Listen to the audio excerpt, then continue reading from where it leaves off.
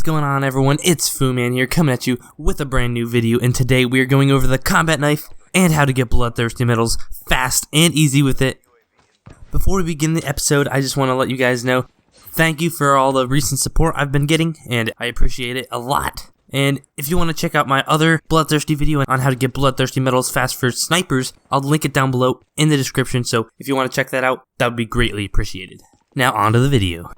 First up, we need our class setup. First, need the combat knife, and of course this works with all the DLC melee weapons, the Fury Song, the crowbar, the butterfly knife, pretty much any of those at all. So with that mentioned, let's get right into the perks. First, for perk 1, you want Sixth Sense and Ghost.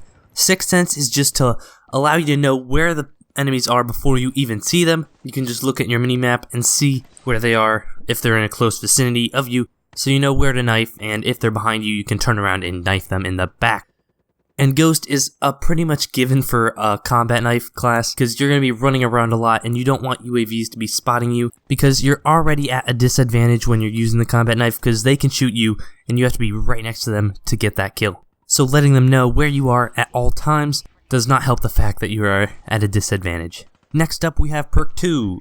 For perk 2, you can vary it up a little bit. What I would recommend is Tracker and Hardwired, because Hardwired is definitely a necessity when you're going for this, because you don't want people to see you on their minimap when they're using Sixth Sense or when they're using Tracker, because Hardwired, if you didn't know it, completely negates Tracker and Sixth Sense. It also allows you to run right across trip mines and shock charges, just like they're not there pretty much. So it just makes you a little bit more stealthy. If people are camping in a room and you can just go in, they won't know that you're coming, and you can knife them right in the back for a free and easy kill. That is the perk that you need for this perk 2, but if you want to do another perk, then go with Tracker, because then you know where they just came from and what direction they are headed in, and you can also tell if they're turning around, and if it's in a dark area, it's a lot easier to just point out where they are and exactly where you're about to kill them. But if you are not a fan of Tracker and you kind of want a tactical to help you out, you can get rid of Tracker, and that leaves you with 2 more points, and use those 2 points for shock charges, or maybe a flashbang or something. But shock charges work really well with my strategy that I'm about to tell you, so shock charges are the way to go on this. So perk 2 is very dependent on what you like to run, because if you want to run 2 tacticals, it doesn't matter. If you want to run 2 perks, it doesn't matter. But perk 3, you have to have both these perks. You need Dead Silence and you need Blast Suppressor, because Blast Suppressor keeps you off the radar when you're boosting. The enemies don't see your little boost icon when you boost around, and also it's a lot quieter, because the boosts in this game you can hear from like a mile away, and it can be really annoying when you're just boosting around and people can hear exactly where you are. And Dead Silence is a given, because it just makes you quiet, and all the hardcore people that you guys say come up from behind you and kill you right after you have 4 kills. Because in my sniper video, I get a lot of comments on how all the tryhards get in their lobbies and they kill them 1 off the bloodthirsty medal, and it gets them really ticked, because I don't know why they wouldn't be. Because you're so close, but then you die by someone who's using a Vesper or a VMP. That's just super dumb. It's just so unfair, and there's nothing you can do, because you have a combat knife and you're not going to win that gunfight. Even if he's right next to you and you have the knife and he kills you, that can be very frustrating. So what I'm trying to say is that all the hardcore users use awareness, which allows them to hear where you are by listening to your footsteps. So Dead Silence negates that fact, and I know I made that a lot more complicated than I had to, but I just really want to set the point home that you want to use Dead Silence in this gameplay, because you want to be sneaky, you want to get behind people, and I'll tell you the rest of that in the tips and tricks part of this video.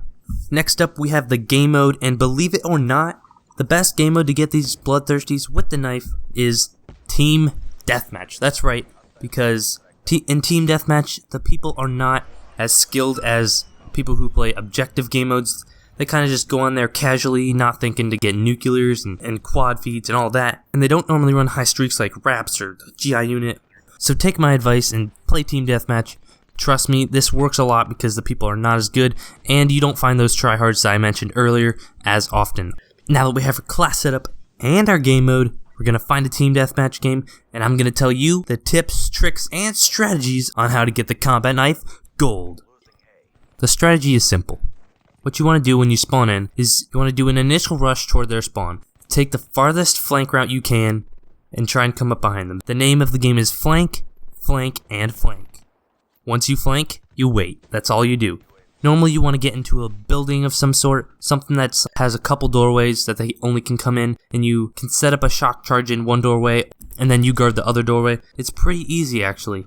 And once you kill someone with the knife, they're going to be coming after you. So you want to always switch around corners, kind of run around, especially if they have a UAV up. Ghost does not protect you from the UAV if you are not moving around. You at least have to be walking, so that should not be a problem if you just have a knife. So you sit in a corner or around a high traffic area that is kind of enclosed so that they can't pick you off from long range, and then you just wait. You wait till you can see either your sixth sense or your tracker going off, and once you do, you want to make your move. You want to slide into the enemy's DMs super fast and catch them off guard with a knife, a jab right in the chest, and hopefully you can keep doing that throughout the game, because once you kill that guy, he's gonna come back after you. He's gonna try and kill you. So you're gonna come where you think he's gonna come back, and then when he does, just catch him off guard again, and then switch places. Just keep doing that. It's really easy, especially if you watch my gameplay right here. I'm always listening and looking on my tracker for the enemies, and if you see a big clump of enemies, you do not want to rush them. Even though it's tempting to try and get the double or triple kill on them, it is very likely that if you stab one person,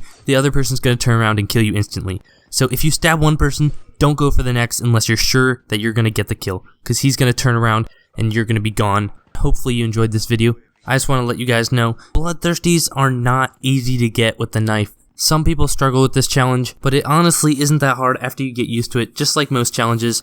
After you get 2 Bloodthirsties, you're probably going to get the 3 in the next couple games. So just keep working at it, and if you die one off, don't just quit and give up entirely, because the greatest people fail and then they succeed. They don't succeed and then fail. They don't just automatically succeed no matter what. So what are you waiting for? Get into the game of Team Deathmatch and get yourself some Bloodthirsty medals. Alrighty guys, thank you guys for watching, and hopefully you enjoyed this video. If you did, hit the like button down below. Also subscribe if you're new, and hopefully you have a great day, and also link is in the description for my other Bloodthirsty videos on the snipers. Peace out guys.